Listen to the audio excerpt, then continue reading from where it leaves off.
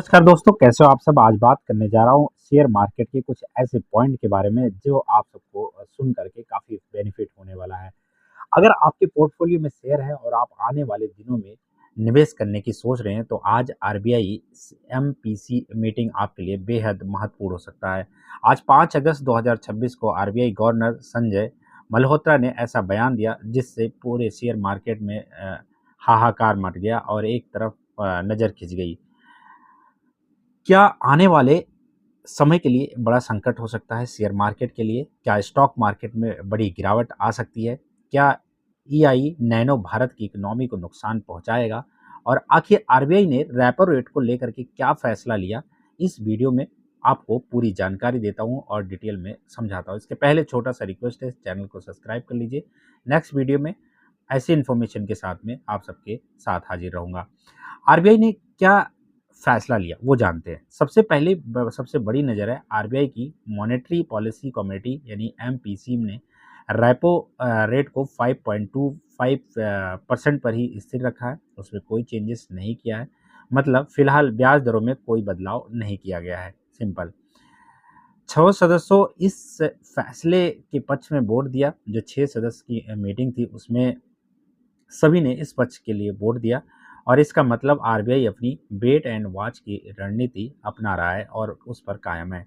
RBI का कहना है कि अभी वैश्विक हालात बहुत अनिश्चित हैं और जल्दबाजी में कोई बड़ा फैसला लेना सही नहीं होगा। ये बात आरबीआई के गवर्नर ने कहा और रेपो रेट 5.25% पर स्थिर रहा, उसमें कोई भी चेंजेस नहीं किया। और इसमें जो टोटल 6 मेंबर थे उन्होंने 6 इसके सपोर्ट में वोट किया और उस वोट के चलते कोई उसके रेट में बदलाव नहीं देखने को मिला। अब सबसे महत्वपूर्ण बात यह है कि कई लोग सोशल मीडिया पर कह रहे हैं कि आरबीआई गवर्नर ने मार्केट क्रैश की वार्निंग दे दी है, लेकिन सच्चाई थोड़ी अलग है। गवर्नर ने ऐसा डायरेक्ट कोई चीज़ें नहीं बताई है, ना ही कहा है कि मार्केट क्रैश होगा या मार्केट में भारी गिरावट आएगी। बट जो ग्लोबल सेंटिमेंटल है वो थोड़ा-सा अलग है, वो जानते हैं। गवर्नर ने कहा कि अभी कई बड़े जोखिम मौजूद हैं, कई बड़े ऐसे रिस्क मौजूद है जिसके चलते मार्केट में गिरावट देखने को मिल सकती है।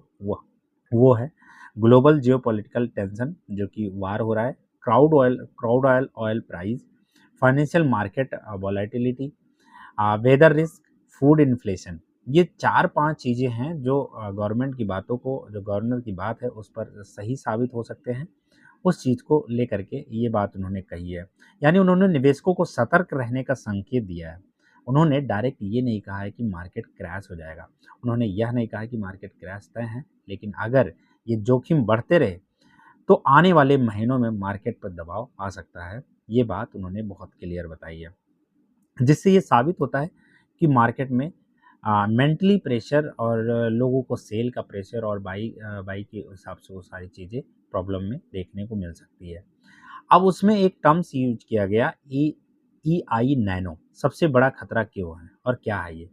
अब बात करते हैं ईआई नैनो की। जो आरबीआई ने अपनी पॉलिसी में साफ कहा है कि ईआई नैनो की वजह से मानसून प्रभावित हो सकता है। अगर बारिश कम हुई तो फसलें प्रभावित होगी और फूड सप्लाई कम होगी, महंगाई बढ़ सकती है। और जब फूड इन्फ्लेशन बढ़ती है तो आरबीआई को भविष्य में इंटरेस्ट रेट बढ़ाने की ज़रूरत भी पड़ सकती है। यही वजह है कि ईआई नैनो पर इस बार आरबीआई विशेष नज़र रख रही है, जो कि उन्होंने क्लियर बात अपने इस वीडियो में नोट में बताया है। तो वो सारी चीज़ें क्लियरिटी में उन्होंने बताया है कि अगर बारिश ऐसे सडनली होती रही, जो प्लान के हिसाब से नहीं हुआ, तो किसानों को नुकसान होगा। किसानों को नुकसान होगा तो फूड से रिलेटेड चीज़ें महँगी होगी और उसके महँगे होने से मार्केट पर प्रेशर होगा, लोगों के जेब ढीले होंगे। महँगाई वैसे दोस्तों वार की वजह से ऑलरेडी हो चुकी है, जो कि कोई कहने वाली बात नहीं है और उस वार के चलते काफ़ी 5 से 10% की महँगाई भी आई है हर एक आइटम में। इनडायरेक्टली हुआ है लेकिन हुआ ज़रूर है, तो उससे मार्केट को फ़र्क पड़ सकता है, ये बहुत क्लियर है। अब इससे जीडीपी पर क्या फ़र्क पड़ेगा वो जानते हैं, जीडीपी पर क्या असर पड़ेगा। एक अच्छी खबर भी आई है, वो है आरबीआई ने भारत की जीडीपी ग्रोथ को लेकर के भरोसा जताया है। Strong domestic demand, private investment, credit growth, इन वजहों से भारत की इकोनॉमी अभी भी मजबूत दिखाई दे रही है। हालांकि आरबीआई ने साफ कहा है कि अगर ग्लोबल रिस्क बढ़ते हैं तो ग्रोथ पर दबाव आ सकता है। यानी फिलहाल तस्वीर पॉजिटिव है लेकिन रिस्क भी मौजूद है। रिस्क क्यों मजबूत है वो जानते हैं, क्योंकि मार्केट पर प्रेशर जियोपॉलिटिकल वार की वजह से है, क्रूड ऑयल की वजह से है। ये सारी चीज़ें एक दूसरे से कनेक्टिव है और कनेक्टिविटी बनी हुई है और जिसकी वजह से कॉस्ट इंक्रीज होता है। ठीक है, अगर ऑयल का रेट ऐसे इन्फ्लेशन होता रहा तो बाकी चीज़ों के कॉस्ट बढ़ जाएंगे, जिसकी वजह से मार्केट पर दबाव बन सकता है। लेकिन जीडीपी ग्रोथ सही है जिसकी वजह से मार्केट भी सही रह सकती है। अब इस सब चीज़ों का स्टॉक मार्केट पर क्या असर पड़ेगा वो सबसे खास बात जानते हैं। कल मार्केट क्या करेगा? अगर आरबीआई ने रेपो रेट नहीं बदला तो शॉर्ट टर्म्स में मार्केट इसे न्यूट्रल मान सकता है, लेकिन आने वाले दिनों में मार्केट की नज़र रह सकती है। Inflation, monsoon, crude oil, global वार सिचुएशन, अगर हम इनमें कोई बड़ी खबर आती है तो मार्केट में वॉलेटिलिटी बढ़ सकती है, और लेकिन केवल आरबीआई की मीटिंग के आधार पर मार्केट क्रैश तय मानना नहीं जा सकता। बट उसमें अगर ग्लोबल वार सिचुएशन बढ़ता है, क्रूड ऑयल का रेट बढ़ता है, मानसून और इन्फ्लेशन होता है तो उस पर फ़र्क पड़ सकता है।